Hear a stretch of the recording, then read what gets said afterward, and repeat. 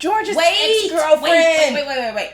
Before we get into it, we're going to read the book and talk about what they changed and kept the same, right? I was thinking about that. Okay, so I'm thinking let's do it a week after we do the finale. So July 19th-ish? Okay, and just read the first book? Yes, just the first book. Just the first book. Okay. Put it on the calendar. Okay. We'll get to the girlfriend. We got to focus on that first and foremost. Juliet planted the doggone pest dispenser and not in Douglas's only apartment. did she plant it. Okay, she made it so that Paul found it. Girl, when they talked about that later, I was on Paul's side because why would you put me in this like that? Exactly. He has a wife and child. His job that he loves is not a for game. a man. Wait, girl. We gonna get to that, but I will say that little flashback with Juliet. I think it was supposed to be trying to prove that she does things for others. Okay, she stole the tape for everybody in the silo, so it's supposed to be like the complete opposite of when she threw Paul under the. And honestly, after this episode, I feel like she stole the tape for herself, and she just happened to live in the silo with everyone else because nothing that she's done this whole time has been for anybody but her. And then he gives her that watch that she's been wearing, okay? That Holston told her to stop doggone wearing, and it don't even work, okay? And let me just say, nothing, I mean absolutely nothing about that man is worth all of this that she do. Okay, but okay? we're gonna get to that later. All right. But you already know. Girl, I know you do. The flowers. The flowers, okay? The flowers. They look like she changed them from the last week. And I freaking told you it means something. Did I not? But did you want to believe me? No. Okay. You were right. Exactly. What killed me was the forgiveness day they decided to do, though. I thought it was like a crime forgiveness. Like the purge or something? Girl, no. There wouldn't be anybody left in the silo. I mean, like, forgiving relationships and relics and stuff. Signed to forgive each other. Like, we were going to do that anyway. They talked about it later, and it is both. I got to talk about how much of a nerd Paul is, though. Because that man won a pact competition 4 times. That's what Sandy told Juliet. He knew what was in the pact. Okay? And then it went in 4 times, and you don't never get to see the judge. Like, you think I want Sims to give me a doggone medal? No, girl. Show me to the person that's in charge right now. So at the beginning, the judge said that she not feeling well, right? And while they were there, it really reinforced the thought that I've been having about the judge. Fast and Furious. Yes. Reading my mind. Had the same thought. Like, I think Meadows is the face and Sims is actually the judge, right? Or that being a judge is just a title. And it's the janitors / judicial workers that make all the decisions. Because she didn't do hardly any talking the whole time. Juliet just ended up talking to Sims. And did you see how quick he took that pest dispenser out Juliet's hands?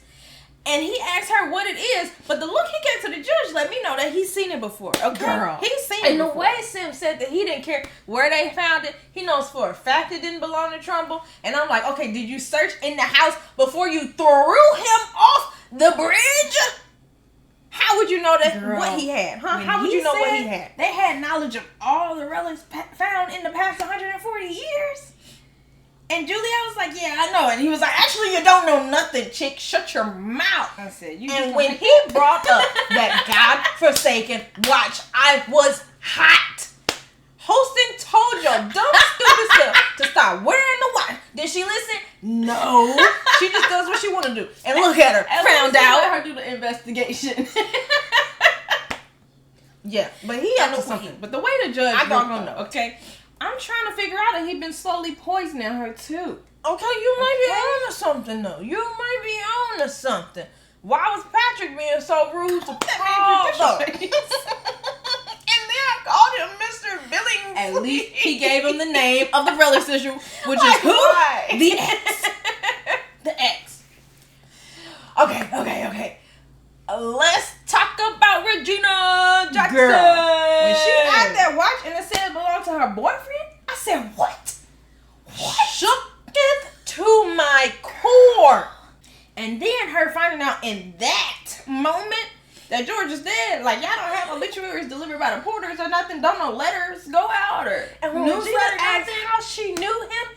And Juliet had the nerve to say that she worked with him in mechanical. I said, this woman knows. I repeat, she knows. The jig is up, okay? And poor little Paul, just trying to do his doggone job, he asks about those relics so many doggone times. And they just kept talking over that Mr. Judicial face. But when the ex said George was moving on to the next person, girl, I said, okay, so y'all was nothing for real, okay? This man was just playing to both of y'all, okay? Every time Regina spoke, it was crazy. Told them that she didn't have any relics because everything she got was for him.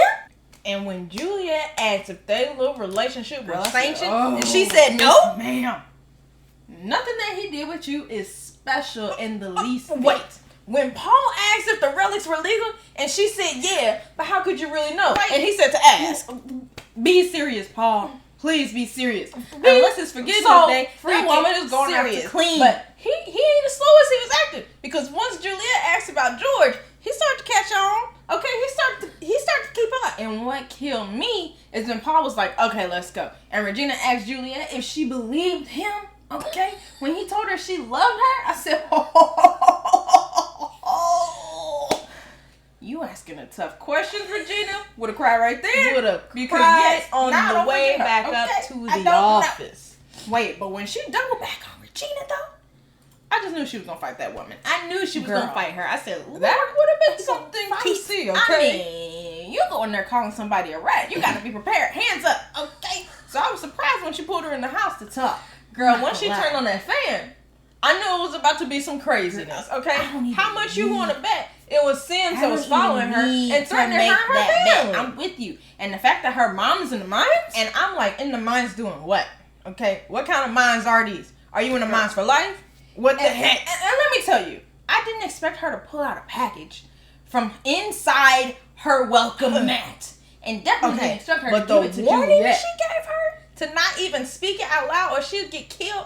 I'm like, what did you just give this woman? I'm shocked George even trusted her with it, for real, for real. That part. Let's talk about Sims and his bald-headed daddy, though. Oh, why his daddy gotta be bald-headed? Because you know he was, okay? Girl, when he put that Pez dispenser in that room, and we saw all those other relics in the book that the Pez dispenser was illegal and had records that George had it, I said, these people know who even has the illegal ones. How? You already know what I'm about to say. And when he came busting in the office with Bernard asked if Trumbull was part of the team that searched George's house. This man is confusing me. I want him to be a bad guy so bad. Yeah. But nothing he's doing is showing that he is. He's just being logical. But when Sims say he don't have to tell him that, I said, so he was.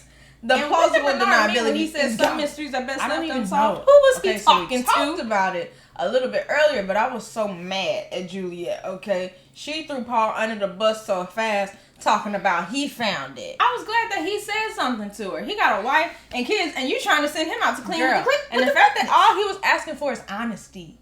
Like, he not trying to send you out to clean. He just want y'all to have each other's backs, like Hosted and Lawrence. When she got petty and brought up how he had the syndrome, I'm going to be honest. Okay? I did not pick up on that. I said, is he trying to signal to her or something? What is he doing? Okay, but then said, how you going to be living by the pack when you shouldn't even be a deputy? And then tried to accuse him of calling her dishonest. Whatever she has coming to her, she really deserves. Because girl. And when he went to see his baby girl, Claire, and his wife, Kath, I'm like, oh, so cute. I know you do. You love babies. But what was interesting was the ginger root that was helping with the shakes.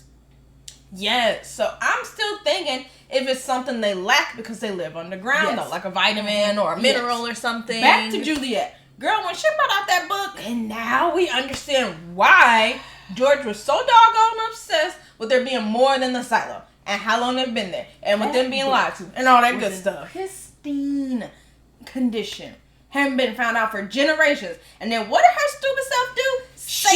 I know you want to pretty flowers. Why? Because she's dumb. And I told you they were being surveyed. I freaking told you. Girl, I'm trying to figure out who they waking up though. And where's this surveilling going on at? You think Juliet will still look for that hard drive? You think that even matters anymore? I don't know. Okay. But I think she's about to get sent out to yes. Yes.